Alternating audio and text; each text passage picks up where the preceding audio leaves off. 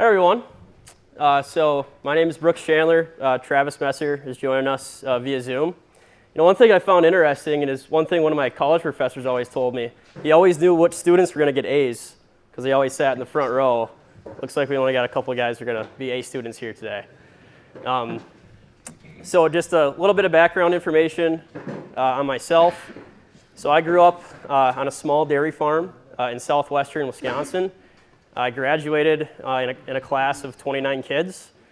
So small communities, very near and dear to my heart. I still live there today, and I don't ever see myself leaving. Family farm, we sold the cows in 2012 and moved into a cow-calf operation. So I've been working in agriculture my entire life. I've been with Midwestern BioAg for 8 years. Never worked with another company. I kind of started at as low as you go. Just sweeping shop floor, mixing fertilizer, running floater, and then they just given me positions, as I kind of progressed. So my title today is agronomist / business development manager. I've been fortunate to travel in 2024 to 18 different states, and I directly consult on about 1.4 million acres throughout the United States, solely focused on fertility. So don't ask me any questions on chemical, know a little bit about seed, but at the end of the day, I'm truly focused on soil fertility. So Travis, want to give a quick introduction on yourself? Yeah, my name's Travis Messer. Like Brooks, grew up in agriculture, grew up on a family farm in southwest North Dakota with 4 uncles and my dad, as well as a couple of brothers. Actually, my 2 brothers and myself are all agronomists. My youngest brother works on the farm yet. I work on the farm as well as run a agronomy business, soil sampling, work in the chem and seed side as well. One of our biggest parts of our business is we are a precision planting premier dealer. We custom build planters and sell them actually throughout North Dakota. We've actually sold some into Montana. And been with the same company since I graduated from North Dakota State in 2005. Worked in that part of the state in the eastern part of North Dakota with sugar beets, wheat, corn, soybeans for about 15 years, and then decided to move back to the western part of the state and work more with the family operation or family farm, as well as start a new venture for our company in the western part of the state. And started working with the Midwestern BioAg team. Actually, it's been several years now, about 8 years ago probably. When Terranu first came about. So my organization as well as our farm has been using the product for a number of years. And I get a lot of clients now that have been using it for a number of years as well. So the main reason why I want to have Travis on board is because I can talk about the product and what we do, from more of like a technical level, from an agronomist level, but Travis uses it on his own farm. So you cannot put a value on hearing it from a farmer, because you guys are all farmers. I can talk about it all day long, but understanding it from the farmer's point of view is just as powerful as anything else. So a little bit about Midwestern BioAg before we kind of get into some of the products here. So Midwestern BioAg was founded in 1982, and it started as just 3 small farmers in northern Illinois, southern Wisconsin, and they realized that there was, it's kind of at the height of conventional agriculture. And they realized that a lot of conventional agriculture practices were missing the boat. So they introduced things like trace minerals, sulfate of potash they brought to market. They talked a lot about biodiversity. That essentially means crop rotations. Talked about minimal tillage, carbon, and then finally soil health. So the one thing that we're going to talk a lot about here is being loyal to your soil. Treat your soil as a living organism, and it's going to treat you right in the long run. So what we do, transforming agriculture with innovative solutions for profitability and resiliency by providing the most advanced and effective fertilizers in the industry. Travis has a lot of experience with numerous type operations, obviously a lot of small grains, very similar crops to what you guys grow up in this region. And we have products that can be a plug and play option for all your operations. Areas of focus: soil degradation, nutrient imbalances, water scarcity, and economic pressures. Our programs tend to work best in stress conditions. My boss always says it's kind of ironic that our name is Midwestern BioAg when really it should be Great Plains BioAg. All right, so getting into Terranu. Terranu is a carbon-based fertilizer. And we're going to talk a lot about carbon in this presentation. Carbon is kind of a buzzword in the space right now. But we're going to focus on carbon and using carbon as a fertilizer source, to maximize what your yields can be on your operation. So today I'm going to provide some technical information, research. We do a lot of on-farm research we'll get into here in a little bit. We'll talk about placement, benefits, and also going to show you guys the economics. It's going to show you guys what the price is on a per acre basis. Most of the pricing is going to be delivered around the Havre area right here. We'll talk through a little bit more of the economics here in just a little bit. So Terranu. Carson, you want to pass around some of these samples right here? So Terranu. The name Terra is Latin for earth, and nu is nutrients. So back in 2017, when Terranu was first developed, what better name than earth nutrients? So Terranu is Latin for earth nutrients. It's homogenized carbon-based fertilizer derived from raw materials and digested dairy manure. Does anyone in this room know what it means, or a homogenized fertilizer, what that means? Anyone? Or homogenization in general? Homogenization means that every single granule will carry the same analysis. So I have a diagram I'll show on the next slide that does a good job of depicting it, but you cannot be a homogenized fertilizer. And we'll get into that more here in just a little bit. The easiest way to describe what Terranu is and the foundation of it is to identify the manufacturing process. So on the lower right-hand side of the screen up there, I have it broken down into a three-step process. It's much more complex than that, but this three-step process is kind of the 30,000-foot overview. So we bring in digested dairy manure. So it's made in Fair Oaks, Indiana.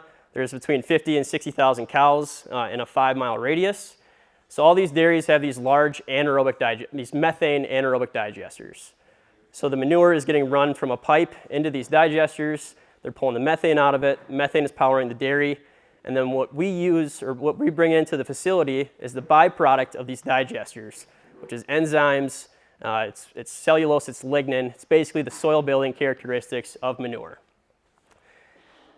So we bring in the digested dairy manure, and then we bring in raw materials. These raw materials are fertilizers. It's N, P, and K.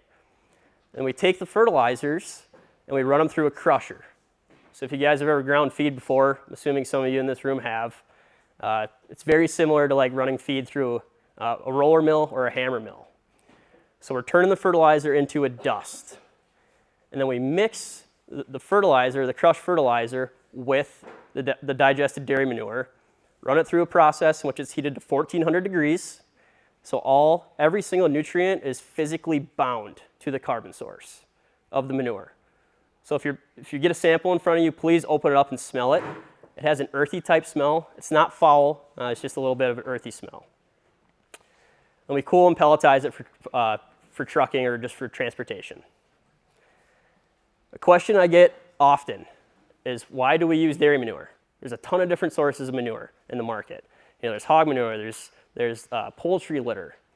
But we choose to use dairy manure for two main reasons. The first one is a cow is a ruminant animal, which means it has a rumen. The rumen is extremely effective at breaking down feedstuff and essentially turning it into a really high quality carbon source or a really good fertility source. So a ruminant animal versus like a monogastric animal, which is like a chicken or a turkey, it's a much more complex digestive system. They're much better at breaking down feedstuff.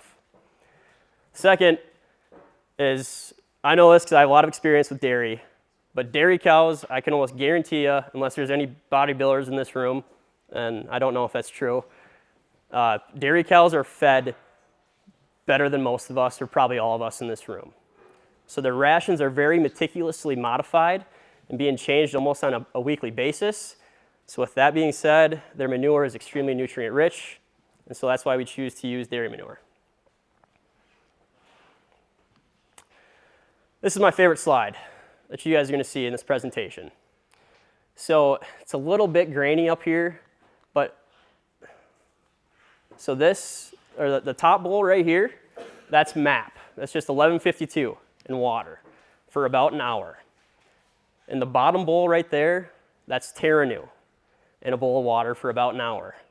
The first thing that you'll see is that the MAP bowl, there is not a lot of change in those granules, and it takes about 3 to 4 business days for them to actually become soft and start to break down. The carbon or the manure aspect of Terranu really shines once moisture is reintroduced into the equation. So you can see, like that bowl right there, it looks like a slurry pit, smells like a slurry pit once water is introduced because it's being rehydrated, and that's where the manure aspect shines. So some product benefits. We can apply PK and micros with a single application, or a dairy manure with one single application. We minimize salt-induced damage. This is a big one. Carbon naturally buffers salts. So carbon is a natural defense mechanism against salinity, and we feel we have one of the best sources with Terranu. Light bulk density. Travis, I'm going to have you touch base on this one here quick. So the light bulk density, Terranu has around a 45-pound bulk density. MAP, MES is around a 62-pound bulk density. So you're going to have to do some recalibration on your air drills when you're looking at using it. We see this as a benefit. A lighter bulk density means you're getting better distribution. You're essentially getting more granules in a ton that you're purchasing using, a higher bulk density testing product. Travis, you want to touch on that at all? Yeah, so one of the things one of the biggest challenges is, you guys all know, for those of you that use urea, is, storage does take a little bit, it does take a little bit more room as a lighter bulk density. But as far as the distribution piece, again, I mentioned earlier in the presentation that we are a precision planting premier dealer. And one of the products that's on the marketplace today, I know those of you are familiar with probably Intelligent Ag blockage. In the past, that is owned by Precision Planting now. But one of the products that was released from Precision Planting here a few years ago is called Clarity. And Clarity is essentially a spin-off of your current blockage system that actually maps and monitors what we call magnitude. So a lot of the fertilizers that are out there map-based, potash, AMS, some of our heavier dense products that we use in the market. With this Clarity blockage system, we're actually able to map the seed distribution on air seeders. So not just tell us a percentage of flow tower to tower, it'll actually map how much product we're getting across that unit. And then, so we have a lot of large air drills, a lot like probably this area where you guys farm too, 70, 80-foot drills. And we've noticed with that system that distribution of fertilizer across a lot of these drills becomes a challenge, just because of the weight, how far it needs to move across that drill. And one of the things we've noticed on our own farm, running our larger drills, is that because this product has a lighter bulk density, that the distribution across that drill is actually a lot better than what you guys are probably used to seeing with traditional MAP or maybe a traditional starter blend. And guys always ask the question, how much of a factor is that? Some of these larger drills, I'm talking like especially 70 feet and above, we have seen with traditional density of fertilizers, we've seen anywhere from a 15 to a 30% variation of distribution from across that drill. When we use the Terranu, we see that number cut in half. So as far as the poundage getting to every opener, every row on that drill, we have noticed a dramatic increase in how well that product distributes across an air seeder. All right, so we have 3 main formulations of Terranu. So we have the first one is a potassium base. So it's a potassium replacement. This is arguably my favorite product in our portfolio. And I have more information on each individual product here in a bit. The second one is a micronutrient product. We're not going to spend a whole lot of time on this one. I just don't think it has as good of a fit in your guys' area, but I wanted to bring it up because who knows, maybe you guys see like this microcash product, you might see it could have a benefit on your own farm, and who am I to argue with you on what you think is going to be best for your operation. The third one is P-Base. This is by far our number one volume mover, especially in the state of North Dakota. P-Base, we're going to spend most time on that and got more information here just in a little bit. So the main reason why I also want to include microcash for this presentation is because I want to explain to you guys what a homogeneous fertilizer is. So the diagram is a little bit blurry down here. If you guys, it's much clearer on this screen here. So once again, a homogenized fertilizer essentially means that every single granule that you see is going to carry the same analysis. So there's some people that are looking to address micronutrient deficiencies on their farm, and they're using 2 to 3, sometimes up to 5 pounds of a singular micronutrient on a per acre basis. Well, I can fit 3 pounds of zinc sulfate in my hands, and we're spreading that across 43,560 square feet. The distribution is just not quite there with some of these singular micronutrients, which is why we prefer a homogenized micronutrient package, just because distribution is unbeatable. You're getting in touch with more plant roots, and that's where we want it to be, is in contact with as many plant roots as possible. Microcash also has 2 different forms of carbon. It's got carbon from the dairy manure digestate and also carbon from lenardite, or another source of humic acid. So like I said, we're not going to spend a lot of time on this one. Just wanted to bring it up to you guys just so you're aware of it. If you think it might have a fit on your farm, we'd love to talk to you about it. But this one is not as important as the other 2. So K+, 0040, 2S, 15% carbon from the dairy manure. K+, like I was saying earlier, is quickly becoming my favorite Terranu product in our lineup. Travis used it on his own farm this year. In the field that he actually used it on, won the National Wheat Growers Association Award for dry land yield in 2024. And the reason why I like K+ so much is because I feel potassium is a big limiting factor in a lot of people's operation. Just because you have high testing potassium levels does not necessarily mean it's plant available. Potassium is a very inefficient nutrient. Also, other potassium sources in the market, like OO60, OO60 is the main one. It's a heavy salt fertilizer.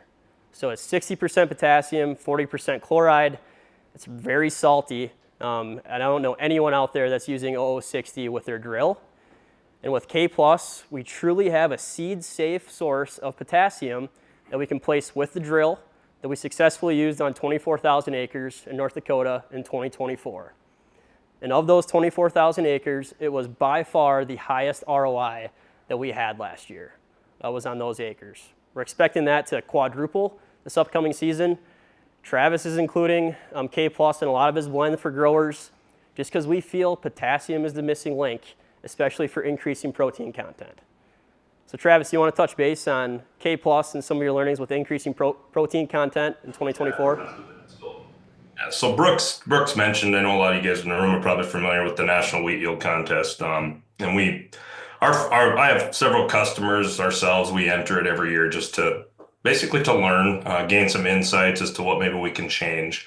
But one of the challenges with potassium, as a lot of you guys know, a lot of these soil tests that we get will show, really high levels, parts per million on an Olsen or Bray test for potassium.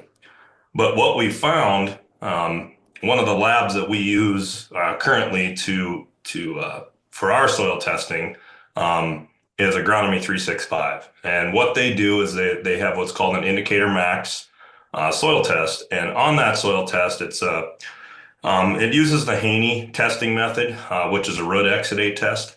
And what we're finding in North Dakota, especially western North Dakota, up along the Montana border too, is that potassium levels on a Bray Olsen test will always show, like I mentioned, a really high number. And we saw the same thing on our farm, right? So we'd see 400, 500 part per million Olsen Bray tests. But the frustration point we had is when we were doing our in-season tissue sampling, especially for small grains with this yield contest, is that we were always deficient in potassium. And this has gone on for a number of years, and it's been just a frustration point, you know. So we've had guys go out and try to fall apply or spread some potash on. You know, Brooks mentioned the high salt content of potash, and a lot of people know that that chloride content, however important for wheat to have some chloride, high amounts of chloride are very detrimental to carbon.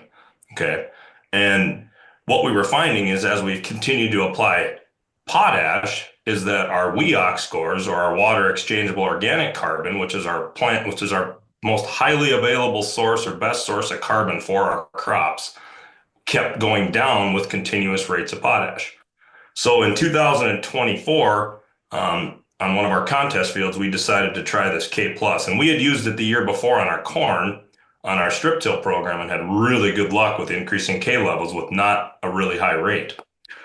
So what we did this past year was we actually mid-row banded this K plus with our nitrogen early in the season. We didn't actually put this in furrow. We stuck with our Terranu phosphorus starter program in furrow. And what was unique about it is this field only got an average of about 40 pounds of this K plus across the field. It was variable rated, so there was some zones got a little more, some got a little less, but on average, it was about a 40-pound rate. This particular field or quarter this past year, actually, I think ended up averaging right at just under 107 bushels per acre. Now, the interesting thing about this, we talk about, Brooks mentioned potassium and how important that is for increasing protein content in wheat, right? Because a lot of us associate high yield wheat means low protein. You know, and I have a lot of customers too that have just accepted or tried to accept the fact that, hey, if we get high yields, we're just not going to have protein. And we don't think that that's necessarily true. And potassium has become an important, crucial part of that. But in this particular example, that 40 pounds of K plus, you know, that field yielding what it did, what we noticed is in our early season, you know, I'm talking tillering time frame around that 3.5 to 4 leaf stage, is our potassium levels were actually adequate for the first time in my entire career. So I thought, well, okay, we've had water, we've had rain, let's wait and see what happens when it dries out. You know, potassium levels should slip off, and we just did not see that happen on this particular field last year. Those potassium levels stayed elevated all year long.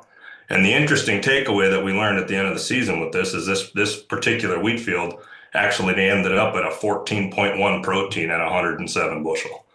And we attribute a lot of this to the K plus. Now, again, that doesn't sound like a very high rate, and I know most guys would be skeptics of it, but Brooks mentioned that carbon source, that 15% carbon source. And that delivery mechanism with potassium has shown us that the availability of this product, even at a reduced rate, not only is benefiting our soil because of the carbon, but the uptake for the crop has been tremendous as well. So a lot of the growers we work with now, going forward, Brooks mentioned we're including this in a lot of our blends, is that in order to get our potassium levels up in the crop the way we want, we're going to be incorporating a lot more of this moving forward. The one study that I love to reference to, and I urge all you guys to take a look at it, it's called the Potassium Paradox, done by the University of Illinois. Yes, it's University of Illinois. I don't even like bringing up the word Illinois to you guys because I know what you probably associate it with. But they did 2,100 yield responses. This was back in 2018. And of those 2,100 yield responses from potassium chloride applications, 1,400 of those fields, or of those trials, actually experienced a yield drag. And they attribute it to the high salt, the high chloride levels of 0060 or KCl. So I urge all you guys to take a look at it. That is exacerbated in this climate where you guys do not have the amount of rainfall that they get up there. So just want to throw that out there. You guys can fact check me on this, but this is one of my favorite studies done by the University of Illinois. All right, so P-base, the number one volume mover for Terranu at this time. So P-base is a phosphorus replacement. So this is what we use in conjunction, you know, if you guys are typically using MAP, MES, or 40 Rock, we prefer to use P-base. And I'll do a lot of comparing it to its synthetic fertilizer alternative, which is MAP, MES, DAP, 40 Rock. But at the end of the day, it's truly not a fair fight, because if you look at the bottom right-hand side here of this granule, there's 12 minerals in every single granule. So those samples that you guys are passing around right there, every single granule has 12 minerals in it. So it's got 20% carbon. It has, you know, 6 or 7 different trace minerals in it, and it's all homogenized. So every single granule carries the same analysis across the board. And this product is what is making the biggest impact, or what has made the biggest impact in North Dakota in particular. And the reason for that is because synthetic phosphorus is a highly inefficient fertilizer. You guys can just, anything I say, just please, you know, fact check me on it, look it up, do your own research. But for every $100 that we spend on a synthetic phosphorus source, do you guys have an idea of what the universities say we're going to get in return the first year of the application? So if we're spending $100 on a phosphorus fertilizer, how much are we going to get back year one? Travis, how much is it? 30%. 20 to 30%. Took my wife to the casino this weekend for her birthday, and we did not have a very good return on investment. And so the reason why P-base is so much more effective, or it's more available, is because when we think about phosphorus in particular, there's 2 things that drive phosphorus utilization in plants and in the soil. One is acidity. So more acidic soils are better at fixating phosphorus, but also biology.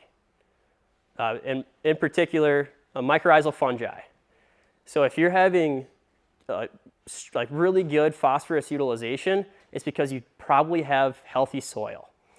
And we're taking phosphorus and we're tying it to the manure source, and that is the delivery mechanism of our nutrients. So we're naturally feeding, you know, the soil microbes, and when these granules are being decomposed, because they do need to be decomposed, you know, by the bugs in the soil, it's very high in nutrition, or phosphorus in particular. So the picture right there on that spring wheat, Travis, I don't know if that's from you or if that's from another dealer in North Dakota, but the one thing that we see often is that we're definitely doing a really good job at growing roots and maximizing just root exploration, root expansion, and we're also introducing more root exudates into the soil. So P-base is by far our #1 volume mover. The air drill market is everything. It's like anything that I'm talking about right now, guys, I'm never going to tell you to go out and broadcast Terranu, because that's not where we want it. We want it to be placed as close to the seeds as possible so we can impact more roots, you know, improve root development, root exploration, which is an insurance policy against some of the stresses that you guys have up here. Travis, I don't know if there's anything else you want to add, or if I covered everything. The only thing I'd say is, guys, I know, like, for those of you in the room that are used to, you know, I think Brooks's next slide will show an example comparing one of the blends that guys ran in our part of the world for years was a 942 9.4, I believe. So that was just a blend of MAP, a little bit of potash, and a little bit of sulfur, right? And obviously we're dealing with low pH issues in the southwest part of North Dakota, so guys have tried to move away from sulfur. But one of the questions I get all the time from clients or customers is when they look at the analysis of this P-base, right, like a 623.5. So for those guys that are used to using their 942, 9.4, I get this all the time. Guys are like, well, that's, you know, pound for pound. We're not, you know, that's just way less phos. But what I'll tell you is it goes back to what Brooks mentioned before, right? That the phosphorus is such a biological process, right? We have a total pool of phosphorus in all of our soils, which is what all you guys will see on any soil test you take. I don't care where you send it, if it's Olsen Bray, that's your total pool, right? But what we need to be focused on is our plant available pool. And through some comparisons over the years with guys like that have had that hang up with that, looking at that analysis, because guys get skeptical about it. I deal with it all the time. And we've actually done some rate trials, and I think Brooks has got some slides that'll show that, where we've done a reduced rate of Terranu P-base. Say, for example, if a typical starter program for some of our guys, they average somewhere around that 65 to 80 pounds per acre of their 942, 94 in furrow. Okay. And we've actually had guys do a similar rate with a product like this P base, even though the analysis is less. Rate for rate, we typically on small grains, it's anywhere from 6 to 9 bushels we've seen difference with the Terranu P base. So what we've actually done over the years is we've had guys actually decrease the amount they use. And I'm not advocating for this. We're just saying that this is just a testament to the availability of this product. We've actually had a handful of growers that went down to almost a 40 or 50 pound rate compared to their 80 because of the source of this product, and they're still increasing their wheat yield. So I wanted to bring that up, Brooks, just because I know that that's a question I get a lot when guys look at this, when they compare it to their traditional fertilizer program with traditional conventional fertilizers, that don't get so hung up on the analysis, because it is how this product works, and the carbon source that's tied to it is what make it. This is basically adding WEOC, or water exchangeable carbon, to your guys' soil in that furrow environment. But that phosphorus source is staying in that what we call available pool, or plant available pool of P. So we're not talking 20 to 30% like we mentioned before. It's a much higher number than that. So one other thing that this slide kind of depicts right here, and this is something that we saw in 2024. So on average, there was a 2-degree temperature swing, or where Terranu was applied in furrow, it was 2 degrees warmer when we were going through and doing, just doing temperature readings. And the reason for that is because, we're feeding the soil life. And when you feed the soil, it naturally, or you stimulate soil biology, naturally it gives off CO2. And CO2 is a form of heat units. So we almost always see improved emergence, improved vigor, because we're naturally, heating up that particular soil rhizosphere where it's being applied. And that's extremely important for getting your plants off to a healthy and happy start. So this trial is from 2023. We do a lot of on-farm research that I'll get into you guys here in a little bit, because we would really like to have some more on-farm research up in this area. So this is just a simple rate study. So this particular grower, he did this all himself. This is on spring wheat. So if you look at the green side of the trial, so on the left picture right there, he ran 100 pounds per acre of Terranu blend, and the bottom part of the section was a 50-pound application rate. The picture on the right, that is his yield map. And we don't always advocate for more, because in this situation, or when using Terranu products, most of the time, less is truly more. But this grower wanted to do this on his own. It was a really good learning piece of information for us. And the 100-pound rate ended up yielding the 50-pound rate by about 30 bushels. And now this particular grower has his farm average around 75 to 80 pounds per acre. So he's kind of in that happy medium for his farm average. This was another trial done. This was in southwestern North Dakota, also from 2023. Travis, I think this was Doug's farm. If you want to touch on this here quick and what you guys did. So what we were doing here is, we talked about, that source of this product, right? So in this particular field, just a little bit of history on this field. This was a field that was that Doug had purchased, or this customer had purchased from a farmer that when he took this field out of native grass, this was never broke up, right? Like it was native grass. This guy was big in the no-till back in the, 70s, early 70s. He took this field out of native grass and never broke it up, never did any tillage to this field, right? So he kept that biological process in check on this particular section. And when Doug picked this field up from him, this has just always been a traditionally really, really productive field. I mean, you can see it's in Adams County, North Dakota, which obviously does not get a lot of rain. In fact, in the last 2 or 3 years, I believe this field's only received maybe a few inches of rain a year. So it's in a really dry area, right? It's actually located, for those of you guys familiar with, right on the north side of Reeder, North Dakota, is where this field is. And one of the things we noticed when we started running those indicator max tests on this field was that in this particular field that the biological activity in this field is really, really high. His carbon scores or WEOC scores are really, really high.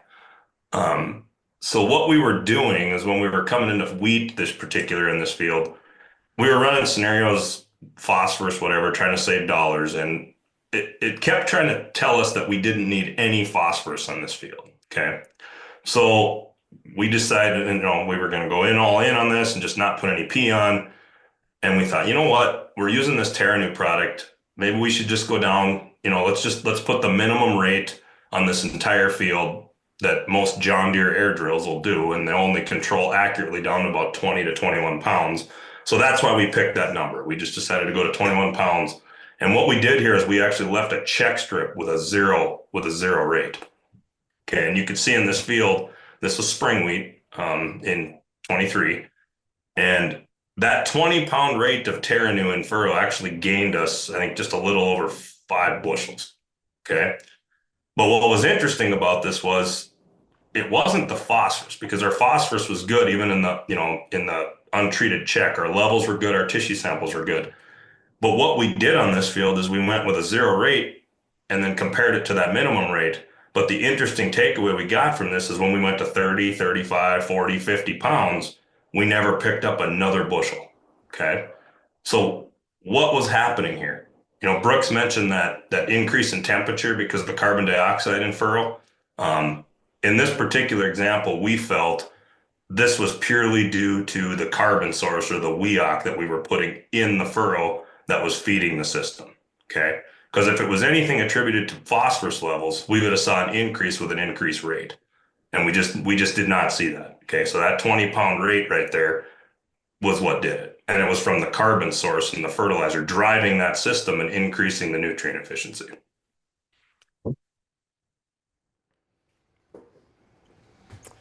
All right, so now we're going to talk a little bit about the distribution and how we currently go about handling logistics and how we get it on farms.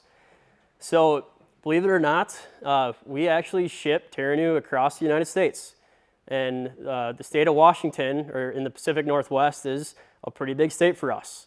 And we're shipping it in hopper bottoms from Fair Oaks, Indiana, all the way, across the entire country. So this Farm Direct program, this was something that we introduced last year, or 2023 was the first year we introduced it. So our Midwestern BioAg is a certified national dealer for Meridian hopper bins. So if a customer purchases a hopper bin from us, we give them a $30 per ton discount on every ton of Terranu that they purchase from us. And that's for a 5-year period. Or if you pay the bin off sooner, like there's a couple of guys in Southwest North Dakota that are getting close to paying their bins off in 2 years. So basically, if you, it takes about 1,000 ton to pay a bin off. These bins are about 30 grand, for a 5,000 bushel hopper. The rebate period will end. But this is a great way, to get fertilizer storage on your farm. It also helps us out because we're able to ship all year round. We're only able to make so much product in a year, and our bins are only so big, so it's really important for us to continuously ship product. And also, you have it on your farm for when you need it. So there's a lot of people that, first kind of stepped into using Terranu because of this bin program. It's a pretty good offer, and a lot of guys, like that a fertilizer company is paying them back at the end of the year. So I think this is my last slide on Terranu. Does anyone got any? We're gonna have like a kind of a Q&A at the end, but does anyone have any questions before we get into some other liquid offerings that we have? You were saying that key product helps your proteins out. Yep. If I put with malt barley, is that going to spike protein? I don't want it to. Travis, so the question was, this grower is growing malting barley, and he's curious if K Plus is going to increase protein content, which we do not want to do on malting barley. Any thoughts there? Oh, yeah, so we run this product with, we actually raise malt barley for Anheuser-Busch in North Dakota. And what we found is, potassium, we talk about how potassium influences protein in wheat, right? But a lot of times the reason that potassium drives protein in our small grains, and you guys deal with it too, and so do we, What happens is our plants actually get an accumulation of nitrate. Okay, so those really nice looking fields early, right? They got a ton of nitrate in them. Okay, well, what happens is we can actually induce a stress on that crop when we accumulate too much nitrogen or nitrate in that plant, right? We need to get that nitrate moved throughout that plant to not only optimize yield, but to if we have an accumulation of too much nitrogen in wheat, for example, it doesn't always go to protein because that plant's not able to move it. Okay, so as far as malting barley, I mean, you guys that raise malting barley already know how to manage your nitrogen programs. Terranu K Plus just makes sure that, or good potassium levels are not going to necessarily increase your protein if you're managing your nitrogen the correct way. Okay, what it's going to do is it's going to help increase standability. We saw increased potassium levels in malt barley, increasing stem diameter in barley, which has really helped with standability, of course. But we have not seen that. So actually, in the case of Terranu K Plus, it's just making sure that we're efficiently using our nitrogen. In fact, in a lot of cases with the barley, we've actually seen less protein in the malt barley when we do maybe put a little too much nitrate on. And that's just simply because we're not inducing that oxidative stress on that barley with that accumulation of nitrate in that plant that just simply cannot move, right? When we have good potassium levels, it's moving throughout that plant. I don't know if that answers the question or not, but That's a great question. So this slide right here kind of goes through some of the economics. And these two blends are they're very common blends that we're currently doing in North Dakota and eastern Montana. But the one thing that I think you guys all need to keep in mind is a lot of the times it's not always a one size fits all for like what blend is going to work best on your farm. We have a pretty good average of what we feel is going to do, or how to approach your farm based on pH levels. But a lot of times, or almost every single time, I'm working through a conversation with you, figuring out what your management style is, what you've been using for fertilizer in the past. If you have any other data, whether it's plant tissue or sap analysis, or it just takes a half hour to an hour conversation with you guys as an individual to figure out which blend is going to be best for your operation. So a lot of what we focus on, like one of the first questions that I'll ask is, what are your pHs? And I know everyone's going to say probably all over the place. So we have like this top blend right here. This is best for high pH soils. With this particular blend, we see a significant reduction in pH in the rhizosphere where we're applying it. And that goes through some of the economics right here. So a 50-pound rate, this is to the Havre area. If you're outside of the Havre area, which I'm assuming a lot of you are, we're just gonna have to get a different freight rate to see what the economics look like at your farm. It's about $28.53 for a 50-pound rate. 75-pound rate obviously is a little bit more. And then the bottom blend right there, that's for more low pH soils. We like to include a little bit of soft rock phosphate. If you guys have ever heard of it before, we're actually bringing it in from Idaho. Soft rock phosphate is a really good and it's a very economical phosphorus source for low pHs. You have the acidity there. Rock phosphate has a low P1 or a low available phosphorus value, but it's got a high P2 value. And acidity breaks that down, which is why we like it in a low pH environment, because you have the acidity to convert that P2 into a P1. It's also high in calcium, and you guys need calcium in your low pH environments. So I lied, this was actually the last slide on Terranu here, before we get into some more products. Any more questions?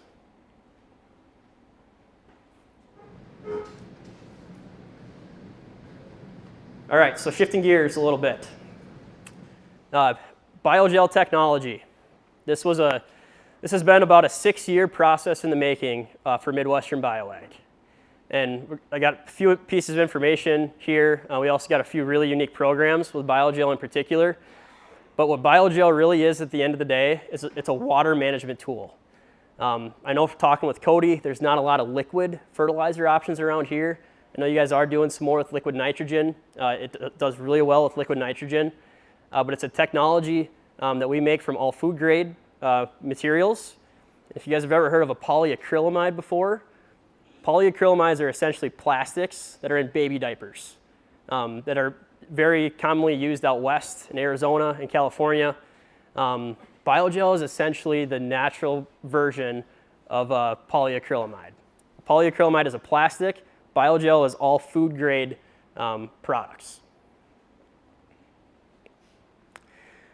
So what BioGel really is, at the end of the day, is when we were manufacturing it or going through the research process, we were after making a product that mimicked a plant root exudate, and the particular plant root exudate we wanted to mimic was mucilage. I'd be hard pressed if any of you knew what mucilage was in this room, but just bear with me for a second. So whenever you pull plants out of the ground and there's soil or there's dirt that's sticking to those plant roots, mucilage is that glue-like substance that sticks the dirt to the plant roots. It acts as a root protectant. It's a food source, for your soil. And so BioGel is a carbo-based hydrogel, which basically means complex carbons. It retains soil moisture, stimulates soil biology, and also it swells organic matter.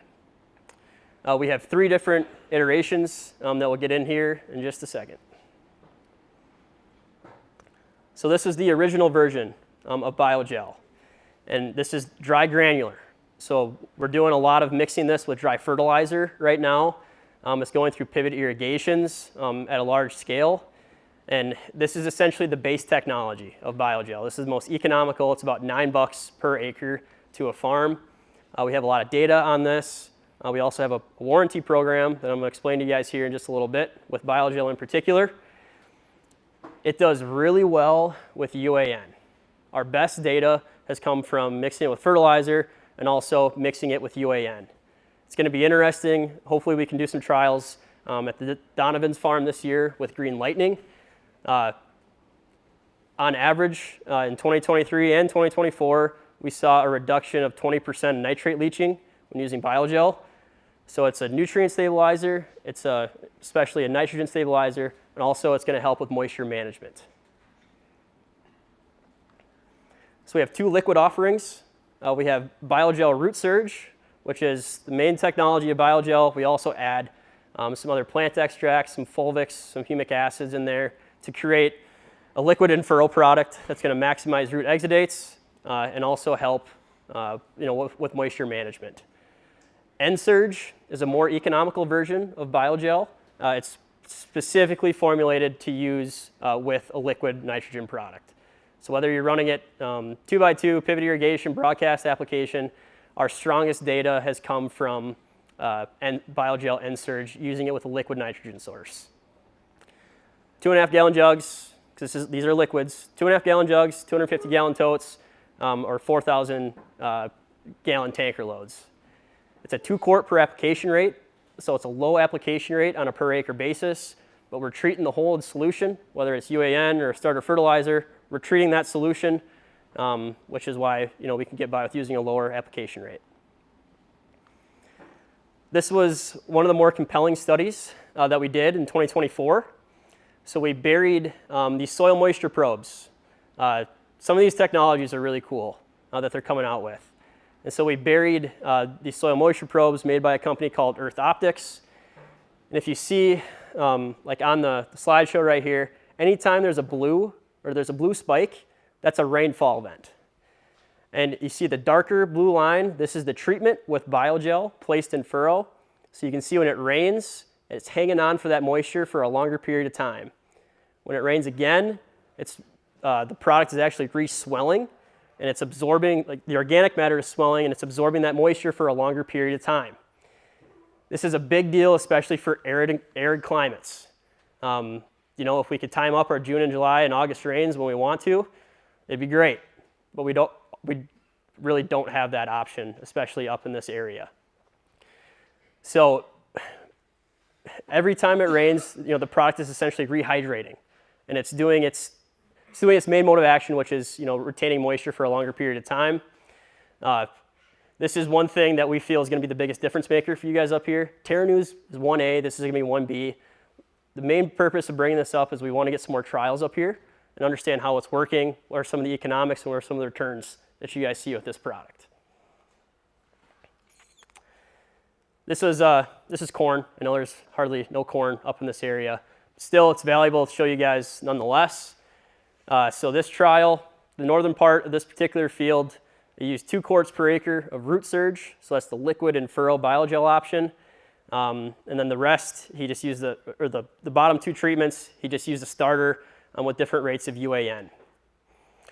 This particular trial ended up being a 41 bushel advantage for this customer, and he's north of Minot, really close to the Canadian border. They have very high potassium soils up there, but potassium is a difficult nutrient for them because they do not always get rainfall or get moisture.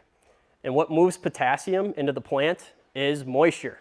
So if we can prolong, that shrink and dry cycle, or prolong the moisture in your soil to help translocate more potassium, especially getting closer to fruiting, that's a big deal, for increasing overall yields. I don't have anything to speak about in this particular region. We want to learn more about it. We feel it's a really good technology. Travis, I think you used some BioGel in 2024, did you not? Yes, we did. Okay. What did you see with it? We used it in our conceal, in our 2x2 and our corn.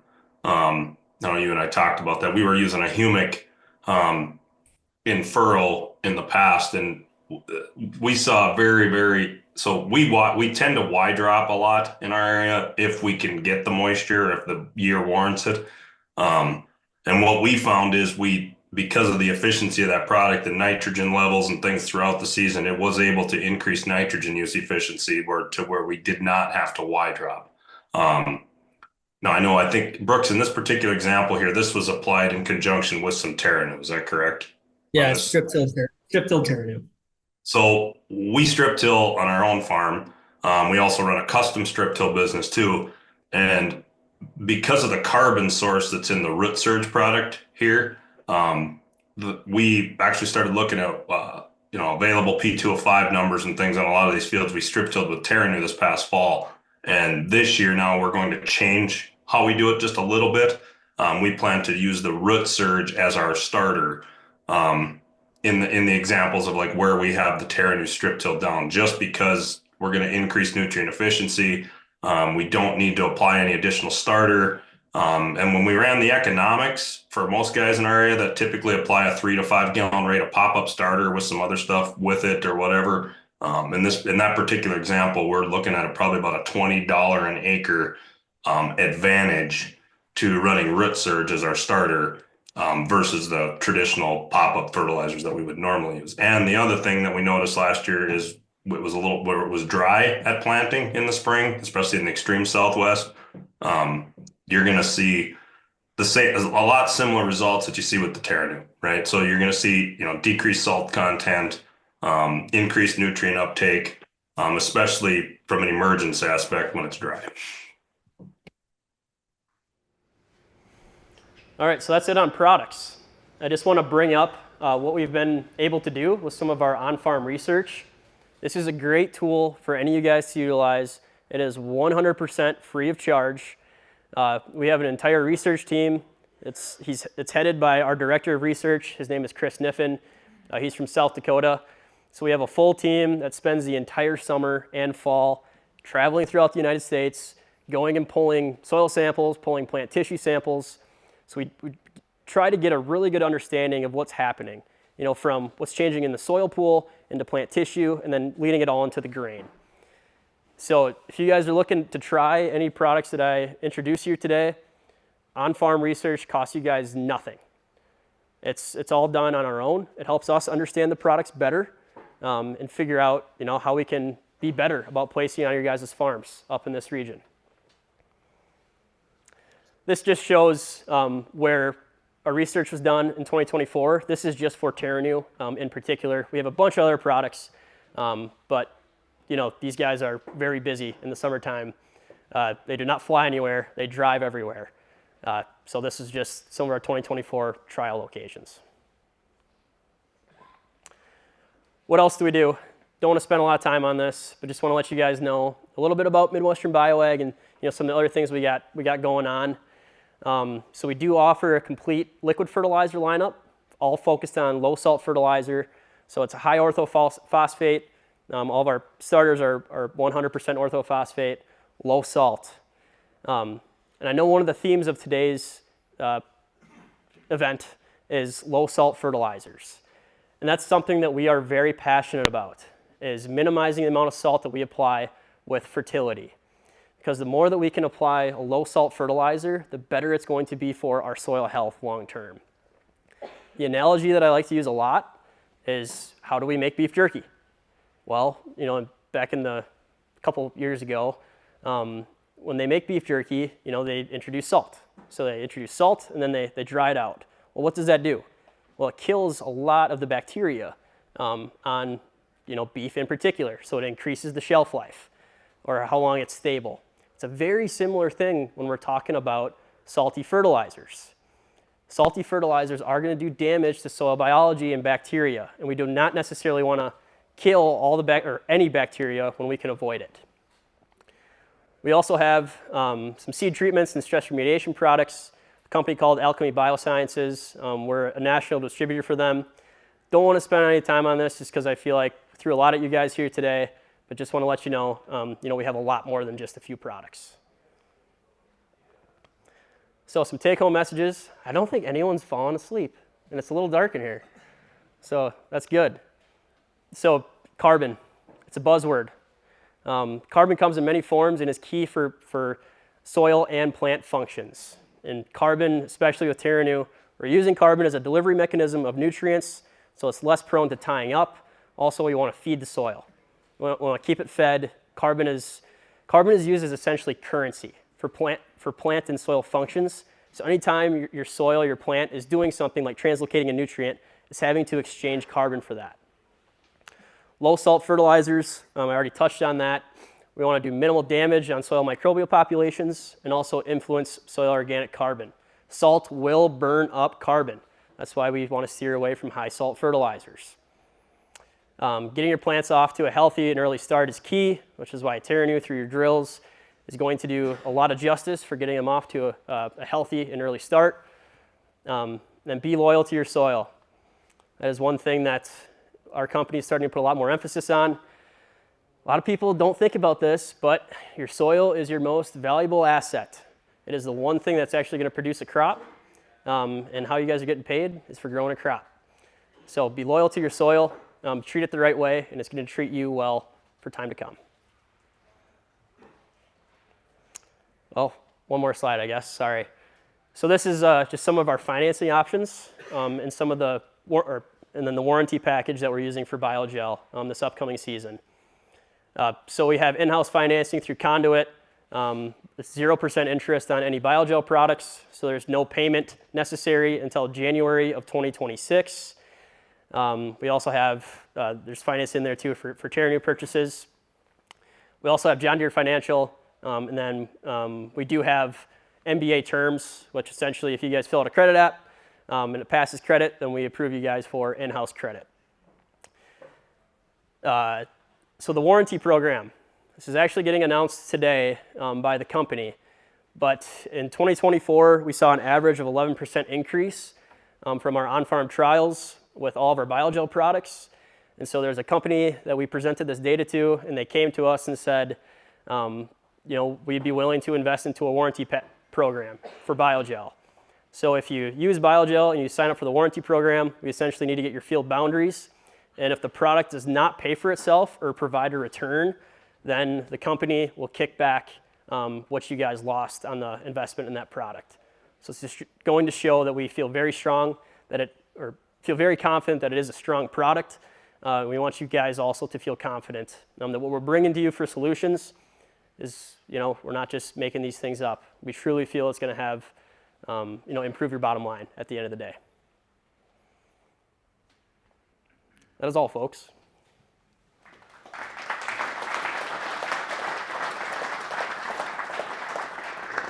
Yes, questions? So since it's a carbon product for your Terranu stuff, if you're already using a humic product, would this replace that humic product? It could. How are you using your humic product? Did everyone hear the question? No.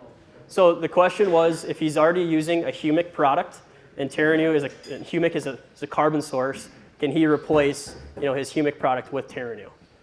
And how are you using the humic product? Yeah, you can absolutely replace it, for sure. So We actually started using like Leonardite, mixing it in with dry fertilizer back in the 90s. So our founder, Gary Zimmer, he applied 2,000 pounds of Leonardite, just straight Leonardite, across his entire farm, or half of his farm one year, and he did not see any return from it. No economic return at all. But when we started blending the humic with the fertilizer, that's where we started to see a return from it, was blending it with fertilizer. And then that took us to Terranu, because we know that mixing humic with fertilizer is much better than just using humic in general. Well, why not get all the fertilizer and tie it into that humic source, because there is humic in Terranu, and using that as the delivery mechanism rather than just mixing it in. Yeah. So those other two products you had up there, is that the high pH and the low pH one? And then you talked about that P-based one. Is that, so are those the only two products you deliver here, or do you deliver the P-based? So we can mix all products together. So we can do singular products, but almost 100% of what we're doing right now is a blend. It's because with the blend, like just blending the different products, we can get really specific as to what we think are going to be your most limiting factors. Any other questions? What a great day to come in here and do this, though, unless you got cows. So, Travis, you got anything else you want to add? Didn't touch on it, Brooks, but I just wanted to mention too that in our area we raise a ton of legume crops too: field peas, chickpeas, lentils. We do have a handful of guys that with soybeans. They seem to keep moving west. I just wanted to talk, as an attestment to this, low salt content, high carbon source. On our farm, we raise seed production yellow field peas, and over the last few years, we've been doing trials upon trials. Fertility on peas gets to be interesting, I guess. As you guys well know, peas use a ton of phosphorus. We've tried different things, broadcasting, mid-row banding, and just nothing would ever seem to increase our yield or give us an ROI on peas. And over the last 2 years now, we've gone to most of the guys I work with now, we're applying anywhere between 30 to 55. In fact, in some cases, we've gone up to 60 pounds per acre of like a pea-based product in furrow with peas. Okay. A lot of our guys in our area raise corn. They put their peas on their corn stalks. So there's been some dry conditions in those years too. But what's been really interesting is we've pulled some phenomenal pea crops off and seeing some huge ROIs with even just a low rate of Terranu pea base in furrow with our peas. So just wanted to add that note. I think, there's probably some legume crops up in that area too, but we could talk more later, or if anybody's interested, Brooks, they can reach out and we can visit more about it. But I just wanted to mention that. For sure. I got one last story that I want to leave you guys with, and it comes from one of Travis's customers. His name is Brent Roll. He's in Mott, North Dakota. So he always used to use that 924-9, which is a mixture of MAP, I think it's potassium chloride, maybe a little bit of ammonium sulfate, all relatively high salt fertilizers.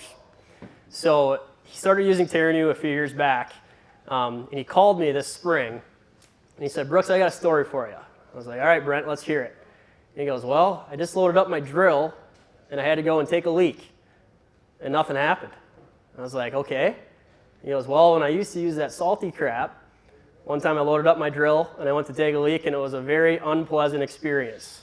So that just goes to show, the overall salty fertilizer side versus what we're doing is low salt. Not advocating for that, but it's just an interesting story I like to share. So hopefully it wasn't TMI. All right, thanks everyone.